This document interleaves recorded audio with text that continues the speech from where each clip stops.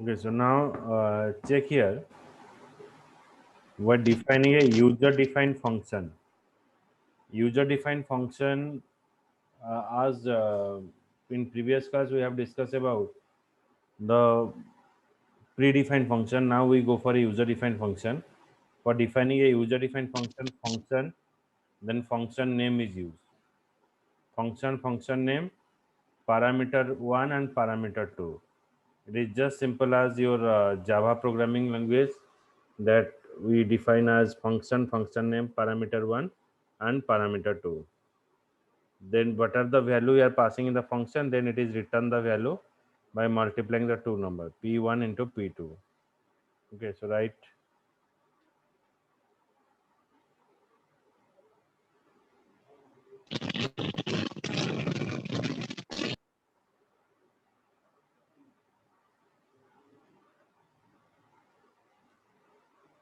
this part, syntax for defining a function.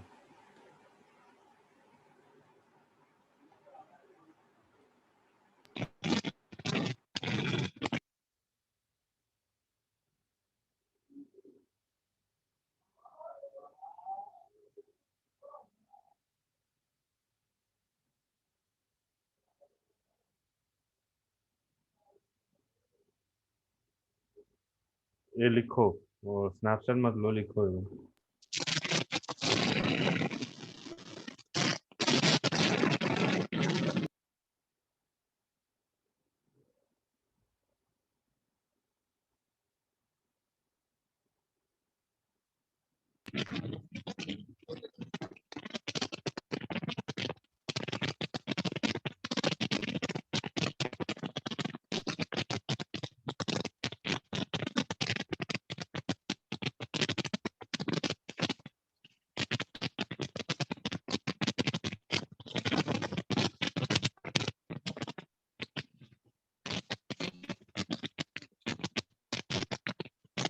ये sir हो गया सर, लिख दिया।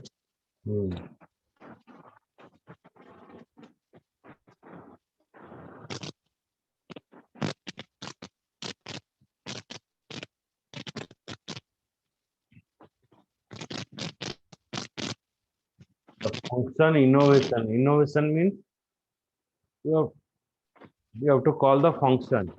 The code inside the function will execute when something involved. So when an event occurs, okay, so when an event occurs, or like when the user click a button, this function is executed. So when it is invoked from the JavaScript code, it is automatically invoked. So when the function is invoked, then we're using a return statement.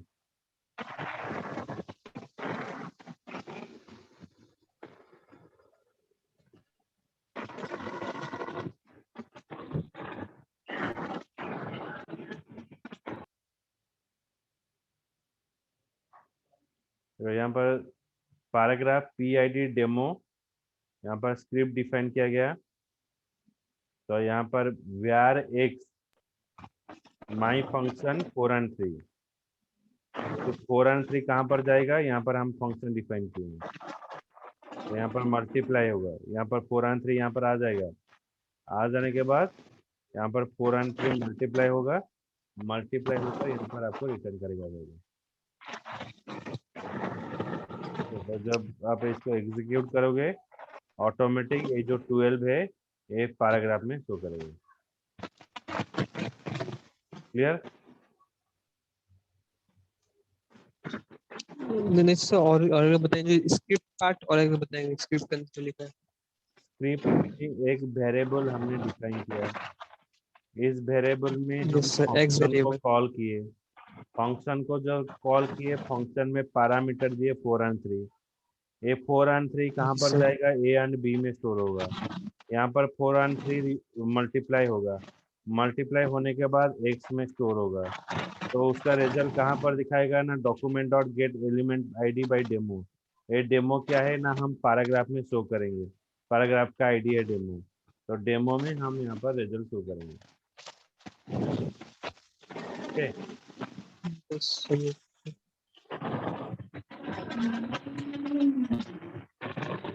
तो उठाओ photo.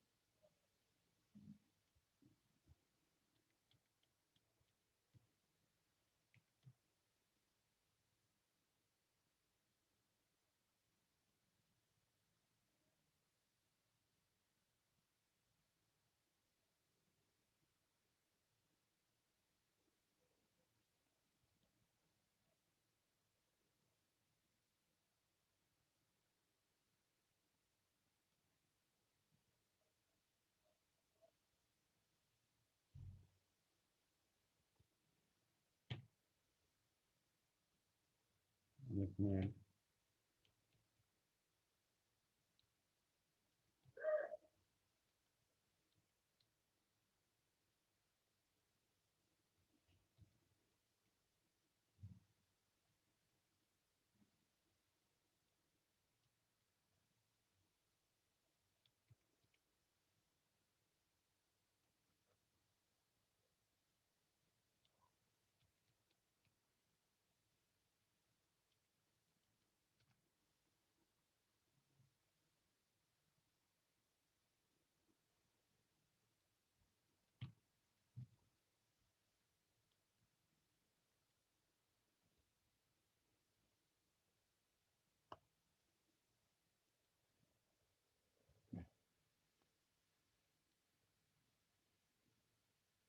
देखो यहाँ पर convert Fahrenheit to Celsius, यहाँ पर और एक programme है। फंक्शन टू सेल्सियस, पैरामीटर हो गया एफ,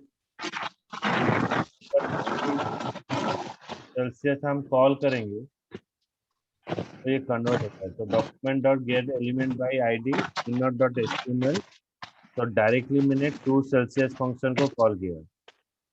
कॉल करने के बाद जो 77 है यहाँ पर पास किया, तो यहाँ पर वो चेंज हुआ।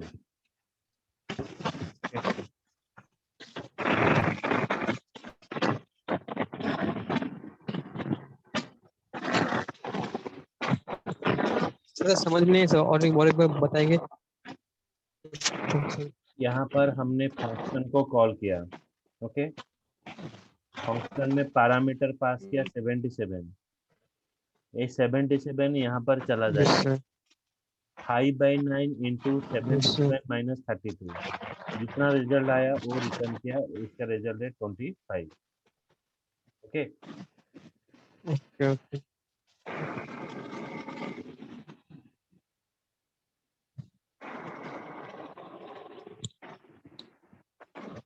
तो उसे पहले लिख दीजिए, फंक्शन माई फंक्शन लेके कॉल करते थे, वैसे कॉल करने से नहीं होगा यहाँ पे। और एक तरीका है, वो भी एक तरीका है, ये भी एक तरीका है, दोनों तरीका में आप कर सकते हो। ओके।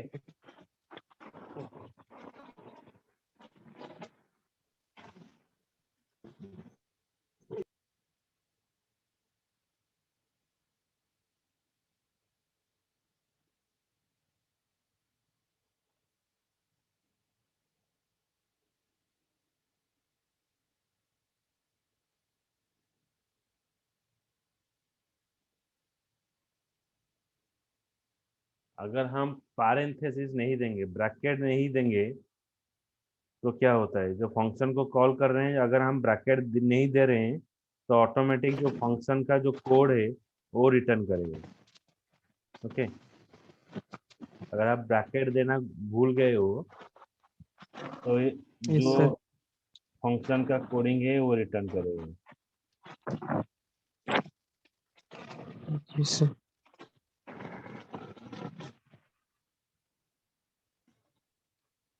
वो था। यस सर, हो गया।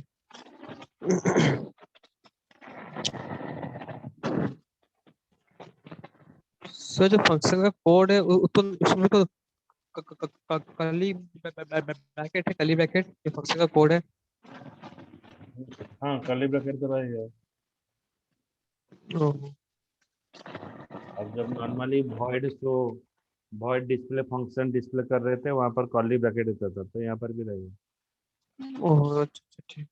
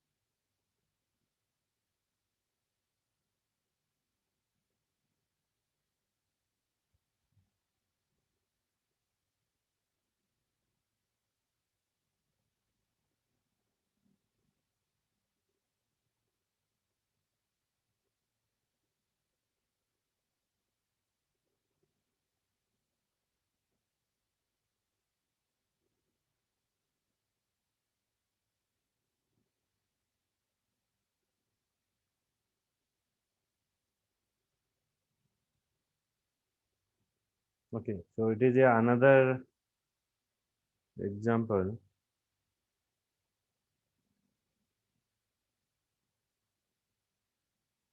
ये रिटर्न वैल्यू एक एग्जांपल है। तो यहाँ पर देखो क्या डिफाइन किया गया है, फंक्शन HTML हेड के अंदर हम स्क्रिप्ट डिफाइन किए, हेड के अंदर जो स्क्रिप्ट डिफाइन किए हैं यहाँ पर डिफाइन किया गया है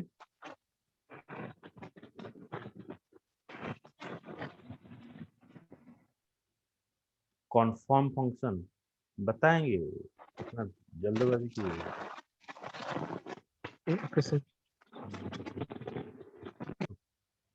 Script type equals to text or HTML JavaScript function sum then AB. Okay, तो sum is equals to 3 and 6. तो 3 and 6 यहाँ पर स्टोर हुआ। तो स्टोर होने के बाद ये वैल्यू क्या होगा, यहाँ पर रिटर्न होकर ये टोटल में स्टोर होगा। Okay, document dot right total. देखो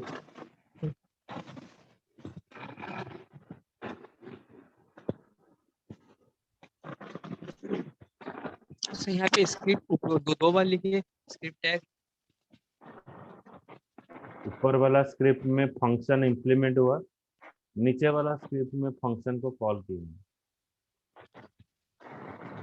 ओके,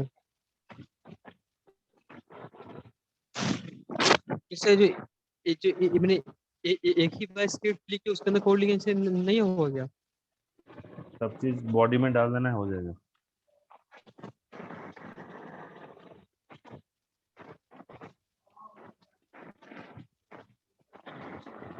समझ में आया? वैल्यू कहाँ पे स्टोर होगा, यहाँ पे वैल्यू किस पे स्टोर किस पे होकर रहेगा, 3 and 6। जो वेरिएबल है उसमें स्टोर होगा।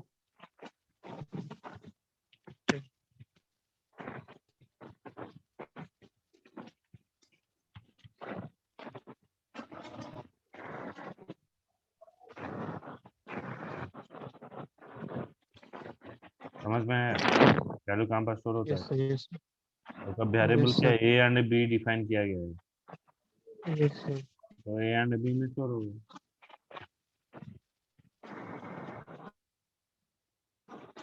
जैसे मैं ये बोल सकता हूँ कि ऐड होने के बाद जो ऐड की वैल्यू 9 वो कहाँ स्टोर होगा? हाँ, सर जो ऐड नहीं, वो a प्लस बी जो ऐड 3 + 6 = 9, वो 9 कहाँ पे स्टोर होगा? यहाँ पर टोटल में स्टोर होगा 9। ओके,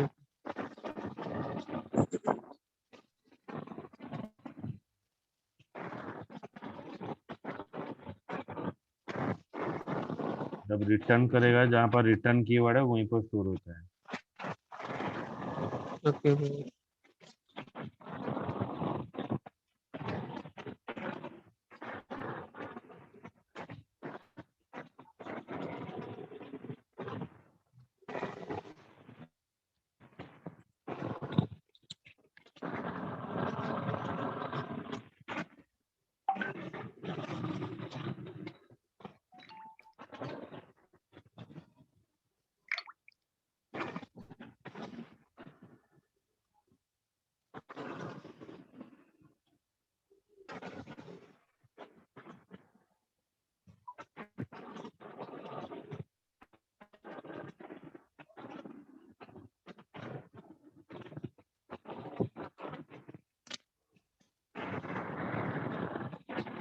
है photo. Yes sir, yes sir.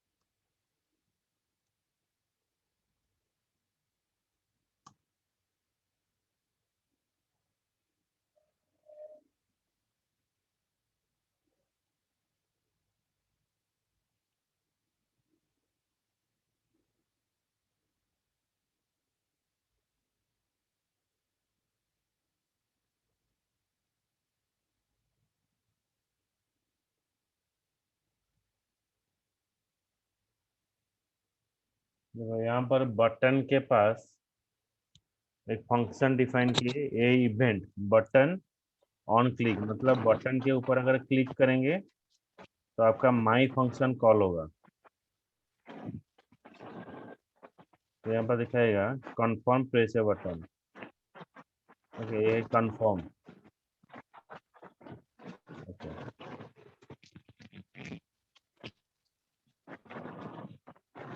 समझ रहे हैं कंफर्म क्या है? नहीं सर, और एक बार समझिए ये प्लीज। क्लिक करने के बाद ये जो मैसेज बॉक्स आता है इसको बोलते हैं कंफर्म बॉक्स, जो आपको ओके मांगता है कंफर्म। ओके एंड कैंसिल के लिए। ओके सर, ऑन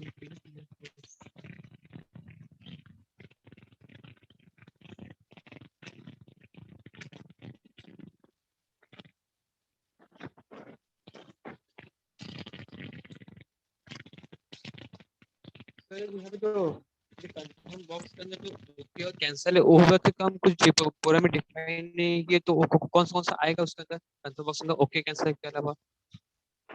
ये कैंसिल डिफाइन नहीं हुआ है, कहाँ डिफाइन होगा? अच्छा वही बोला, हम तो कुछ डिफाइन नहीं की कि ओके या कैंसिल दो दो बटन रहेगा इसके अंदर। वो डिफाइन नहीं होता है, वो ऑटोमेटिक रहता है कंफर्म में। Oh okay. उसके लिए कुछ अलग सा लिखना नहीं पड़ता है।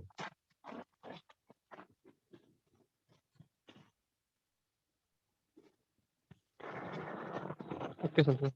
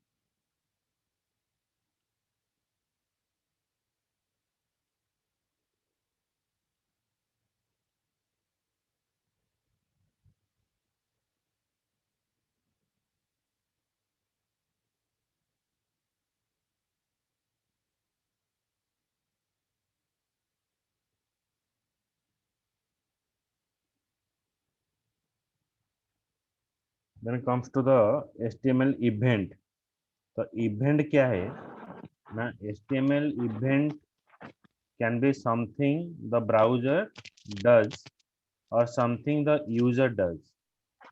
ओके, सो ब्राउजर कुछ काम करेगा और यूजर कुछ काम करेगा, तो इसको बोलते हैं आपका HTML event. So here some example of HTML event are: an HTML web page has finished loading, HTML input field was changed, HTML button was clicked.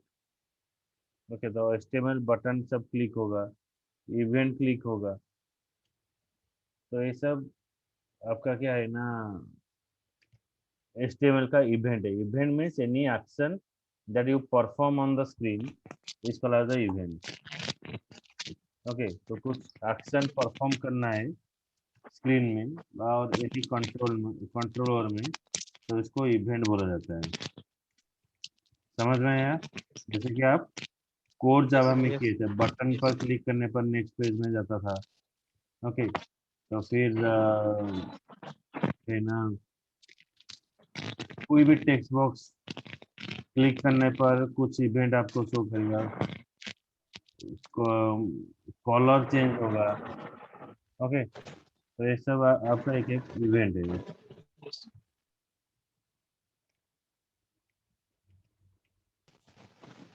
So here HTML web page has finished loading is one event. When HTML input field has changed, input field change हो जाएगा. Then HTML button was clicked, जब button click होगा उसका event change होगा. So these are the different type of event that we are having.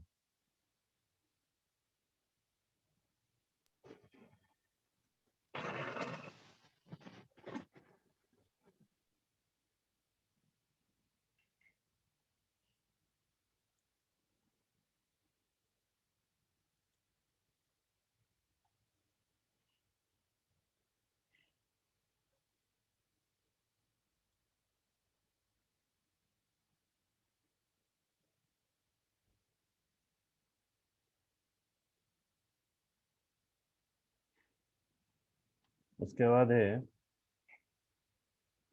ये event आप किसके साथ एसोसिएट करोगे. ये इवेंट हम बटन के साथ एसोसिएट करेंगे.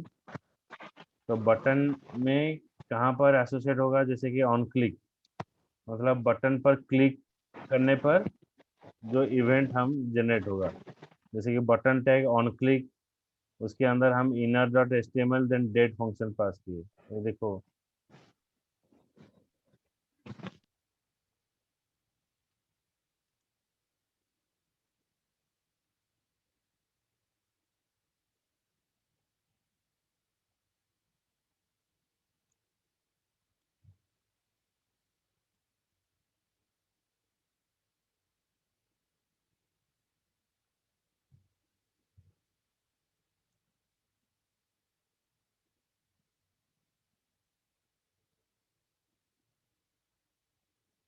यहाँ पर बटन आ गया.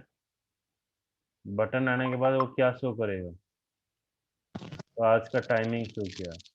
Button onclick this dot inner HTML, then आपका शो यहाँ पर शो किया डेट. ओके, तो करंट डेट यहाँ पर शो किया. सम है तो डेट लिखे तो टाइम वाइम सब आ गया. हाँ हाँ, डेट टोटल यहाँ डेट पे एंड टाइम. डेट लिखे सब जो लिखे दिस कीवर्ड क्यों लिखे दिस वो बोला था. जावा में एक दिस कीवर्ड हम यूज किए थे, याद है? यस सर, तो दिस कीवर्ड का ये काम सब क्या है, पता है. मतलब अगर सेम फंक्शन अगर बार बार यूज होता है तो वहां पर हम दिस कीवर्ड यूज यस करेंगे. Sir, yes sir. ओके, सो यहाँ पे कौन सा फंक्शन तो यूज हुआ यहाँ पे. तो यहाँ पे तो कौन सा फंक्शन जो बार बार यूज हुआ, वहाँ पे तो बस कुछ फंक्शन ही नहीं, यहाँ पे एक ही फंक्शन वो है यूजर डेट और डिफाइंड फंक्शन था, ये प्री डिफाइंड फंक्शन है. प्री डिफाइंड फंक्शन को कॉल करने के लिए यहाँ पर दिस कीवर्ड यूज किया जाता है. दिस यहाँ पर प्री डिफाइंड फंक्शन क्या है, डेट एक प्री डिफाइंड फंक्शन है, समझ रहे हैं? Yes sir. तो इसको ही कॉल करने के लिए यहाँ तो पर दिस के बाद, हाँ, सर दिस के बाद देखिए इनर, दिस के बाद डॉट इनर एचटीएमएल लिखना है। इनर उसके बाद एचटीएमएल, जो हाँ लिखा है डेट लिख देंगे। ओके ओके हाँ। ओके। अ- अगर हम इनर डॉट एचटीएमएल हम लिखेंगे किस चीज के लिए, इनर डॉट एचटीएमएल यूज किया जाता है जैसे कि क्या है ना, आपका जो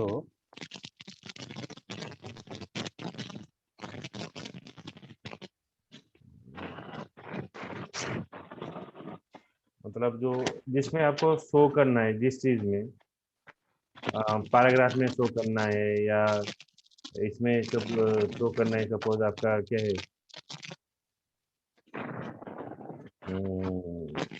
कोई भी टेक्स्ट बॉक्स में शो करना है। ओके, इसलिए यहाँ पर हम यूज करते हैं चीज।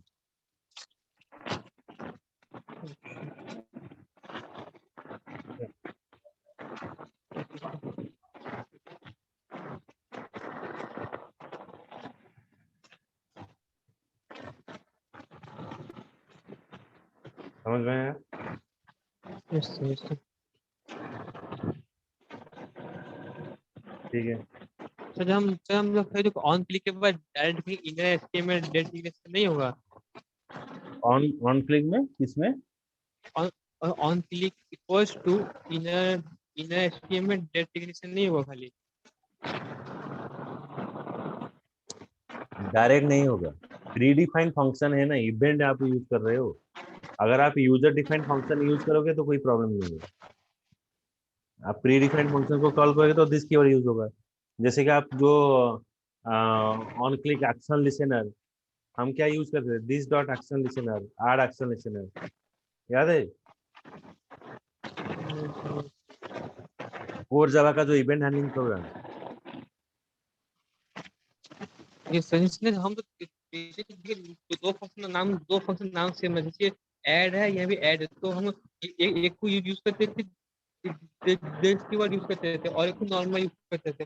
यहाँ पे बस एक ही यूजर फंक्शन है तो हम डिफाइंड इस फंक्शन कीवर्ड को यूजर डिफाइंड फंक्शन को कॉल करने के लिए अगर आप मोर देन वन यूज कर रहे हो तो दिस कीवर्ड यूज किया जाता है। प्री डिफाइंड फंक्शन क्या है, वो ऑलरेडी प्रेजेंट है, इसको कॉल करने के लिए दिस कीवर्ड यूज किया जाता है। प्री डिफाइंड फंक्शन के लिए, ओके इवेंट हैंडलिंग प्रोग्राम के लिए जाता है, जैसे कि ओके दिस और आर एक्शन लिसनर, जैसे कि फ्रेम और पैनल के लिए हम पढ़े थे वहां पर एक्शन लिसनर के लिए, समझ रहे हैं? तो इवेंट हैंडलिंग में this refers to what, this refers to the member function, मतलब जो प्री डिफाइंड क्लास का मेंबर फंक्शन को रेफर करने के लिए दिस कीवर्ड यूज किया जाता है। ओके, अगर आप टेक्निकली बोलोगे it refers to the member member of a function. Okay, this keyword refers to the object, it belongs to the different value depending on where it is used in a method. This refers to the owner of the object, मतलब ये जो this है ये use किया जाता है, ये जो डेट फंक्शन ये कहाँ पर शो करेगा ना, ओनर में शो करेगा। कौन सा ओनर ना, बटन इज द ओनर, समझ में है?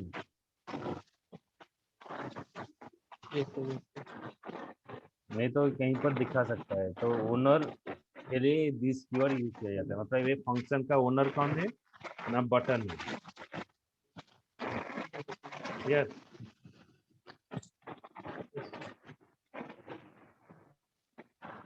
आया समझ में? यस सर समझ गए। ओके, ठीक है, इसको उठा लिए फोटो।